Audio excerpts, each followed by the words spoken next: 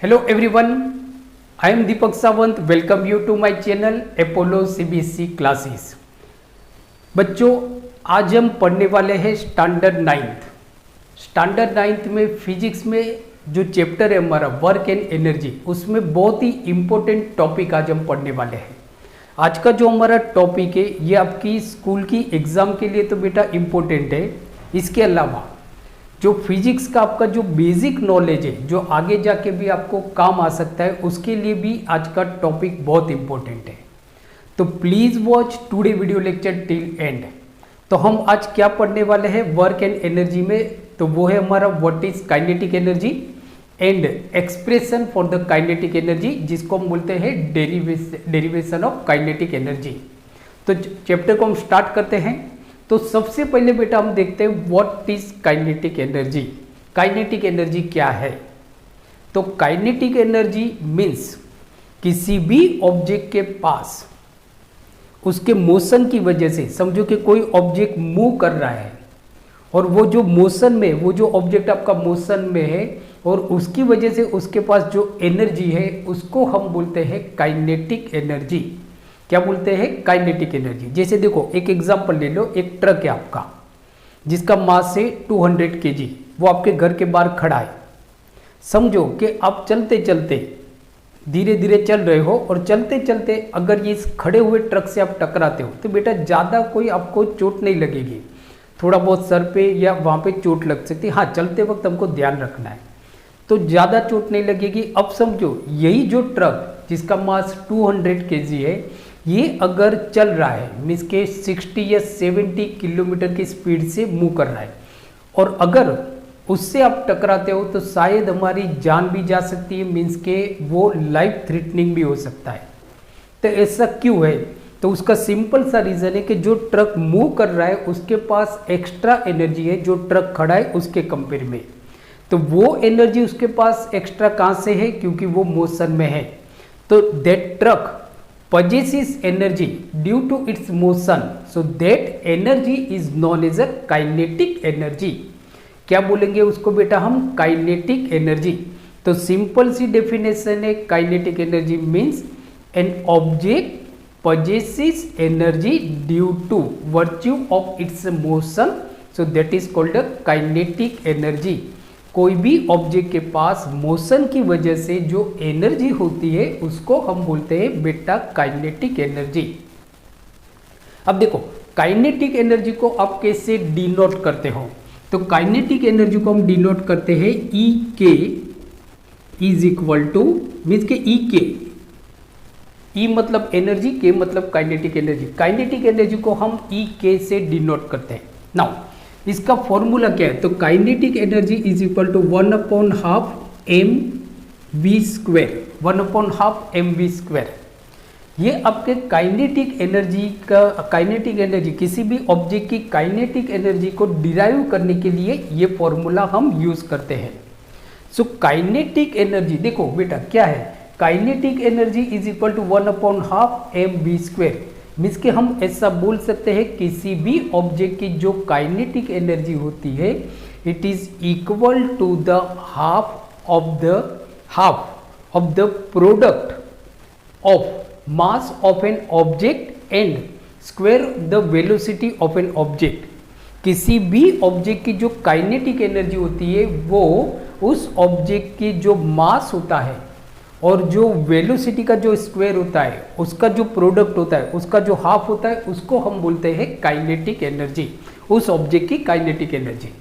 अब देखो बेटा कि हमने जो भी देखा कि आपको स्कूल में पूछा जाता है कि derive formula for kinetic energy, ये फॉर्मूला कैसे आया काइनेटिक एनर्जी का, ये क्वेश्चन आपको पूछा जाता है। मीन्स के डेरिवेशन ऑफ काइनेटिक एनर्जी या तो एक्सप्रेशन फॉर काइनेटिक एनर्जी। तो इसको हम समझते हैं बेटा। देखो सबसे पहले समझो कि हमारे पास एक ऑब्जेक्ट है, ऑब्जेक्ट ए, जिसका मास है m और जिसकी इनिशियल वेलोसिटी है u। मीन्स के एक ऑब्जेक्ट है having a mass m moving on the frictionless surface, वो फ्रिक्शनलेस सरफेस के ऊपर मूव कर रहा है और जिसकी इनिशियल वेलोसिटी है u। अब इस ऑब्जेक्ट के ऊपर आप कांस्टेंट एक्सटर्नल फोर्स F डालते हो। इस ऑब्जेक्ट के ऊपर हम कांस्टेंट एक्सटर्नल फोर्स F डालते हैं। अब ये किसी भी, जैसे देखो हमने पढ़ा था मोशन वाले चैप्टर में कि हम किसी भी ऑब्जेक्ट के ऊपर फोर्स डालते हैं तो ऑब्जेक्ट के अंदर कुछ न कुछ चेंजेस होते हैं। जैसे कि अगर ऑब्जेक्ट रेस्ट में है तो may be it comes into the motion, and if it is already in motion so its speed may be change, means के स्पीड मे बी इंक्रीज और डिक्रीज। तो यहाँ पे देखो हमने ऑब्जेक्ट ए है जिसका मास है m और जो इनिशियल वेलोसिटी u से एक फ्रिक्शनलेस सरफेस के ऊपर मूव कर रहा है after applying constant external force F, so it acquired acceleration. हमने एक ऑब्जेक्ट मूव कर रहा है इनिशियल वेलोसिटी u से, उसके ऊपर हमने एक्सटर्नल फोर्स F डाला, तो फोर्स डालने की वजह से उसका एक्सीलरेशन मीन्स के उसके अंदर एक्सीलरेशन प्रोड्यूस होगा, मीन्स के acceleration E produce in it. अब ये जो एक्सीलरेशन प्रोड्यूस होगा इसकी वजह से उसकी वेलोसिटी चेंज हो जाएगी। क्या हो जाएगी? Velocity change. तो suppose v is a final velocity, means के suppose v is equal to final velocity. v को हम क्या लेते हैं? Final velocity. फाइनल वेलोसिटी कैसे हो गया? इनिशियल वेलोसिटी थी हमारे u जिसको हम बोलते हैं इनिशियल वेलोसिटी। तो ये object u initial velocity u से मूव कर रहा है और उसके ऊपर अपने एक्सटर्नल फोर्स F डाला और उसकी वजह से body acquired acceleration and its velocity changes from initial velocity to final velocity v, and it covers या it undergoes some displacement s, और उसके अंदर कुछ डिस्प्लेसमेंट हुआ s, डिस्प्लेसमेंट s हुआ। सो देन क्या होगा बेटा?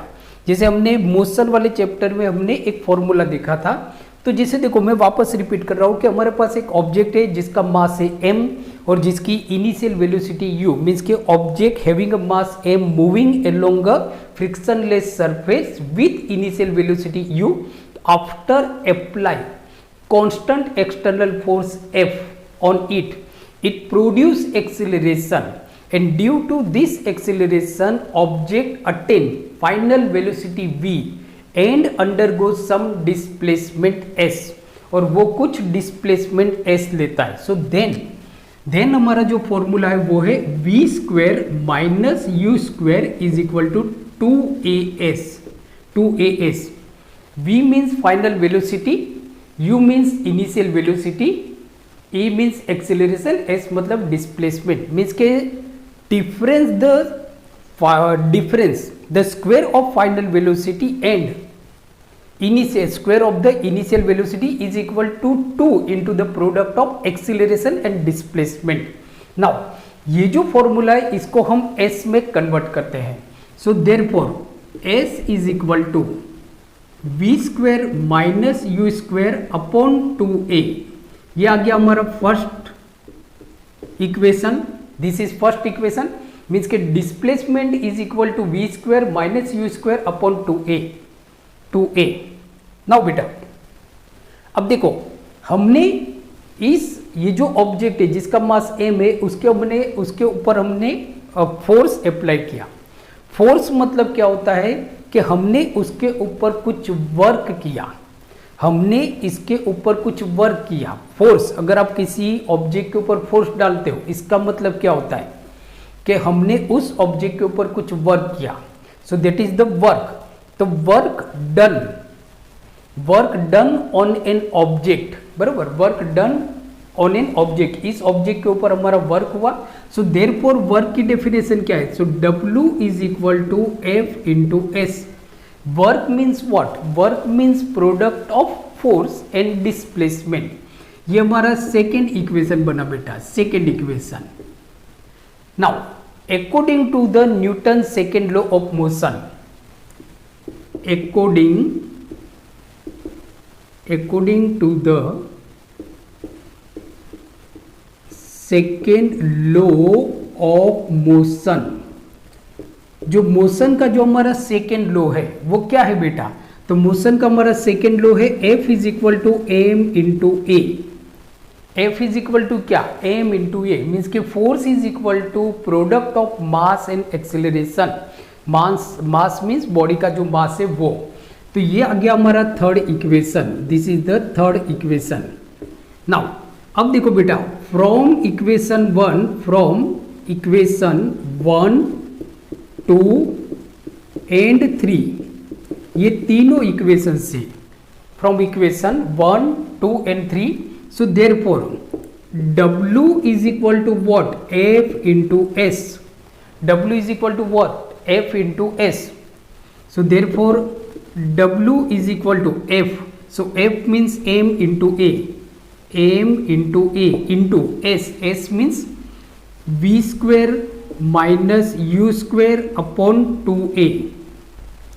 F की जगह पे हमने बेटा क्या रख दिया? MA रख दिया, क्योंकि F is equal to M into A। S मतलब डिस्प्लेसमेंट, तो डिस्प्लेसमेंट की जगह पे हमने ये रख दिया, because displacement is equal to V square minus U square upon 2A। आपका A बेटा कट हो गया, सो देयरफॉर क्या हो गया? W is equal to M V square minus M U square upon 2। क्या हो गया बेटा? W is equal to A cut हो गया, तो M को हमने V स्क्वायर के साथ मल्टीप्लाई किया, minus M into U square is equal to M U square. यहाँ पे मैं वापस लिख लेता हूँ M U square. Now so therefore W is equal to 1/2, common निकाला 1/2, सो बचा क्या आपका 1/2 M V square minus 1/2 M U square. ये जो आपका W is equal to 1/2 M V square minus 1/2 M U square जो है, इसको हम बोलते हैं वर्क एनर्जी थ्योरम, जो भी हम बाद में देखेंगे। नाउ तो बेटा देखो अब आपका क्या हो गया, तो यहां से 1/2 हमने कॉमन ले लिया, 1/2 कॉमन ले लिया, so W is equal to 1/2 M V square minus M U square. Now taking suppose कि जो आपका ऑब्जेक्ट है वो रेस्ट में है, हम ऐसा समझते हैं कि शुरू में जो ऑब्जेक्ट है वो आपका रेस्ट में है, तो उसकी इनिशियल वेलोसिटी क्या हो जाएगी? 0, बराबर। तो सपोज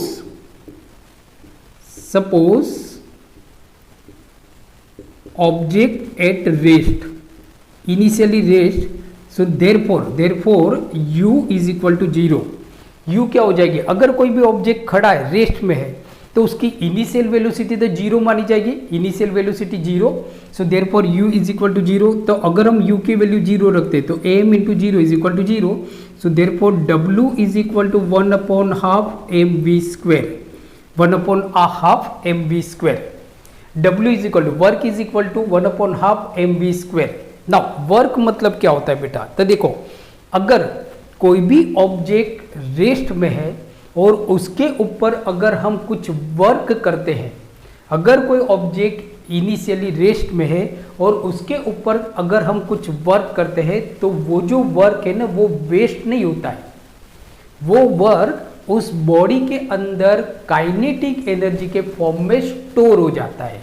कौन से फॉर्म में स्टोर हो जाता है? काइनेटिक एनर्जी के फॉर्म में स्टोर हो जाता है। जैसे एक एग्जांपल ले लो कि समझो कि आप गाड़ी चला रहे हो, 4 व्हीलर आप चला रहे हो, और आपने गाड़ी का इंजन ऑन किया, ब्रेक दबाया और एक्सीलरेशन आपने किया, गाड़ी को एक्सीलरेट किया। अब देखो ब्रेक आपने दबाया हुआ है, गाड़ी का इंजन एक्सीलरेटेड पोजीशन में है। एक्सीलरेटेड मीन्स के आप वर्क तो कर रहे हो ना उसके ऊपर, आप उसके ऊपर फोर्स दे रहे हो ना, एक्सीलरेशन से आप उसको फोर्स दे रहे हो, मतलब वर्क तो कर रहे हो। तो आप जो अपनी एनर्जी दे रहे हो और वो जो पेट्रोल के कंबंशन से जो एनर्जी प्रोड्यूस होती है, वो एनर्जी उस गाड़ी के अंदर काइनेटिक एनर्जी के फॉर्म में स्टोर हो जाती है। कैसे स्टोर होती है? कि जैसे देखो, जैसे ही आप ब्रेक से एकदम से पाँव उठाते हो ना, गाड़ी चल जाती है, एकदम से चल जाती है। ऐसा नहीं करना है, बट गाड़ी चल जाती है। तो ऐसा क्यों हुआ कि जो हमने एनर्जी की थी, जो हमने वर्क किया था बॉडी के ऊपर, वो वर्क वेस्ट नहीं गया, वो वर्क उस गाड़ी के अंदर या तो उस ऑब्जेक्ट के अंदर काइनेटिक एनर्जी के फॉर्म में स्टोर हो गया। तो सपोज काइनेटिक एनर्जी को हम ई के से डिनोट करते हैं कि suppose kinetic energy is denoted by E K, so therefore W is equal to क्या हो जाएगा, E K. So W is equal to E K is equal to 1/2 mv square. mv square means के kinetic energy of an object is the half of the product of mass of an object and square of the velocity of that object. So that is the kinetic energy, that is the kinetic energy। उसको हम क्या बोलते हैं बेटा, kinetic energy। देखो अब बेटा तो इस तरह से ये जो काइनेटिक एनर्जी का जो फॉर्म है ना वो इस तरह से आपका डिराइव हुआ। ये क्वेश्चन आपको स्कूल के एग्जाम में पूछा जाता है और आगे जब आप 11-12 पढ़ोगे तब भी आपके लिए काफ़ी इम्पोर्टेंट है। अब देखो थोड़ा और डिटेल में देखते हैं। अब ये जो आपका फॉर्मूला है, ये जो हमारा फॉर्मूला है W is equal to 1/2 mv square minus 1/2 mu square. This is called work energy theorem. ये भी आपको पूछा जाता है, इसको हम बोलते हैं work energy theorem. Work energy theorem, इसको हम बोलते हैं work energy theorem. Understood. Now देखो बेटा आगे और देखते हैं कि किसी भी ऑब्जेक्ट की जो काइनेटिक एनर्जी होती है it is directly proportional to मास।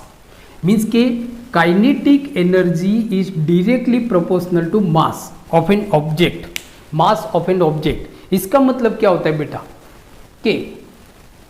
कि किसी भी ऑब्जेक्ट का अगर मास ज़्यादा है तो उसकी काइनेटिक एनर्जी ज़्यादा होगी, बराबर। मीन्स के अगर किसी भी ऑब्जेक्ट का मास ज़्यादा है तो उसकी काइनेटिक एनर्जी ज़्यादा होगी।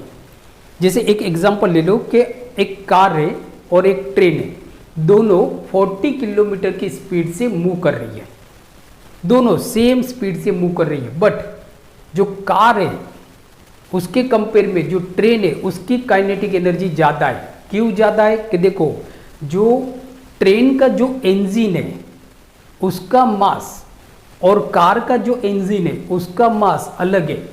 मीन्स के ट्रेन के इंजन का जो मास है it is very very bigger, means के बहुत ही ज़्यादा है, कार के इंजन से उसका मास ज़्यादा है। तो इसकी वजह से जिस बॉडी का मास ज़्यादा होगा उसकी काइनेटिक एनर्जी भी ज़्यादा होगी। ये क्वेश्चन भी आपको स्कूल के एग्जाम में पूछा जाता है। दूसरा देखो बेटा, दूसरा कि kinetic energy is directly proportional to the v square. Means के काइनेटिक एनर्जी जो है वो ऑब्जेक्ट की जो वेलोसिटी है उसके डायरेक्टली प्रोपोर्शनल है। मीन्स के स्क्वायर ऑफ द मीन्स के kinetic energy of an object is directly proportional to the square of a velocity of an object. जैसे एक सिंपल सा एग्जांपल ले लो, एक गाड़ी है जो वेलोसिटी v से मूव कर रही है, अगर उसकी स्पीड को हम डबल करेंगे तो उसकी जो काइनेटिक एनर्जी है वो 4 टाइम्स हो जाएगी। If the speed of an object get double so it's a velocity, उसकी जो काइनेटिक एनर्जी है, सॉरी वेलोसिटी नहीं, उसकी जो काइनेटिक एनर्जी वो 4 टाइम्स हो जाएगी। काइनेटिक एनर्जी जो होगी वो 4 टाइम्स हो जाएगी। तो ये क्वेश्चन भी आपको स्कूल के एग्जाम में पूछा जाता है। Kinetic energy is directly proportional to m, true and false या एसर्शन रीजन टाइप क्वेश्चन में पूछा जा सकता है। या तो kinetic energy is directly proportional to the square of the velocity. This question may be asked in a true and false type question और assertion and reason type question. बराबर। तो बच्चों आज हमने देखा derivation of kinetic energy. I hope आज का video lecture आपको बहुत ही अच्छा लगा होगा। तो अगर अच्छा लगा है तो इस वीडियो लेक्चर को आप लाइक कीजिए और इसको ज़्यादा से ज़्यादा अपने फ्रेंड के साथ शेयर कीजिए। अगर आप मेरी चैनल एपोलो क्लासेस पे नए हो तो please subscribe my channel Apollo classes और बेल आइकन को प्रेस करना प्लीज़ मत भूलिए, क्योंकि अगर आप बेल आइकन को प्रेस करोगे तो जो भी वीडियो आने वाले वीडियो उसकी सारी नोटिफिकेशन आपको मिल जाएगी। So please watch my video lecture regularly. जुड़े रहिए एपोलो सीबीएसई क्लासेस के साथ और अपना ख्याल रखिए और पढ़ते रहिए और देखते रहिए एपोलो सीबीएसई क्लासेस। तब तक मिलते हैं अगले वीडियो लेक्चर में, तब तक टेक केयर।